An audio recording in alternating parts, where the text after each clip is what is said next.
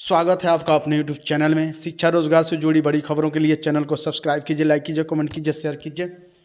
आसान होगी राह, एनसीटीई ने दी मंजूरी। 2014 से रेगुलेशंस में भी किए जा रहे हैं बदलाव। 10 साल बाद बीएड अब फिर 1 साल का 4 साल का ग्रेजुएशन करने वालों को मिलेगा मौका। 2014 में 1 साल का बीएड कोर्स बंद कर दिया गया था। 2015 में इस कोर्स को आखिरी बैच ने पढ़ाई की थी पूरी, यानी 14-15 बैच तक 1 साल का बीएड हुआ था। कुछ नई शर्तों के साथ 10 वर्षों के बाद 1 साल का BEd bachelor of education course फिर से शुरू होगा। राष्ट्रीय शिक्षा नीति 2020 की सिफारिशों को लागू करते हुए देश में ग्रेजुएशन लेवल पर 4 साल का कोर्स पहले से ही लागू किया जा चुका है। 1 साल का बीएड कोर्स वे छात्र छात्राएं कर पाएंगे जिन्होंने 4 साल का ग्रेजुएशन किया हो, फिर पोस्ट ग्रेजुएशन के बाद इस कोर्स को के लिए एलिजिबल होंगे। National counselling for teacher education NCTE की बातें शनिवार को हुई गवर्निंग बॉडी की बैठक में 1 साल की बीएड समेत टीचिंग कोर्स को लेकर और भी कई बड़े फैसले किए गए हैं। एनसीटी के चेयरमैन प्रोफेसर पंकज अरोड़ा ने बताया कि गवर्निंग बॉडी के नए रेगुलेशंस 2025 लाने की भी मंजूरी दी गई है। 2014 रेगुलेशंस की जगह लेंगे।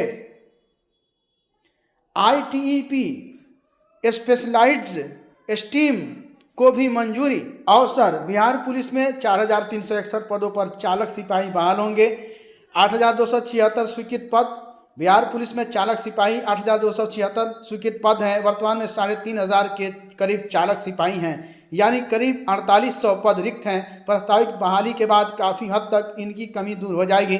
चालक सिपाही की कमी के चलते पुलिस को निजी चालकों का सहारा लेना पड़ता है। इंटर पास और वाहन चलाने वाले युवाओं को मिलेगा मौका। लिखित परीक्षा के बाद वाहन चलाने का टेस्ट।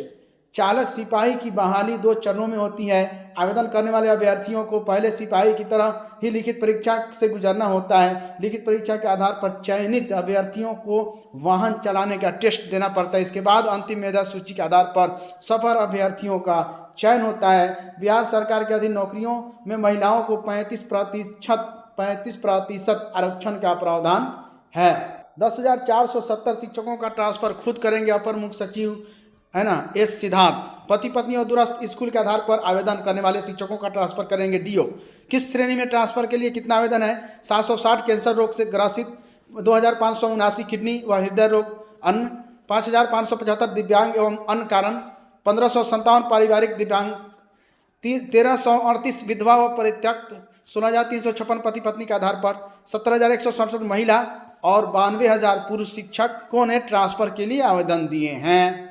तो सबको ट्रांसफ़र, जिन्होंने आवेदन किया है उन सब का ट्रांसफ़र होगा। शिक्षकों के ट्रांसफ़र की मॉनिटरिंग हम खुद कर रहे हैं। विशेष शिक्षकों के ट्रांसफ़र के आवेदन को पढ़ने के बाद ही कार्रवाई हो रही है। जिन शिक्षकों ने ट्रांसफ़र के लिए आवेदन किए हैं उन सभी का ट्रांसफ़र होगा। डॉक्टर एस सिद्धार्थ, अपर मुख्य सचिव शिक्षा विभाग। टीआरई 4 में 80,000 से अधिक पदों पर भर्ती होगी। टीआरई 3 में रह गए 21,397 पद भी इसमें शामिल किए जाएंगे।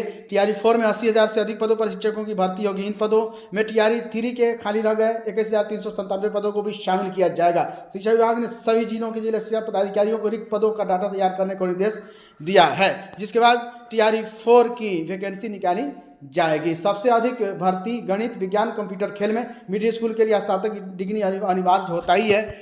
जरूरत क्यों? 7 लाख नियुक्ति की योजना। बिहार के 75,000 स्कूलों में 7 लाख से अधिक शिक्षकों की नियुक्ति की योजना है। मौजूदा समय में 5.5 लाख शिक्षक स्कूलों में पढ़ा रहे हैं। ऐसे में 1.5 लाख शिक्षकों के पद सीधे खाली हैं। इसके साथ ही 42,000 शिक्षक और प्रधान अध्यापक की परीक्षा पास की हैं। ऐसे में यदि इन शिक्षकों को भी जोड़ दिया जाए तब भी स्कूलों में 1,90,000 शिक्षकों के पद खाली होंगे।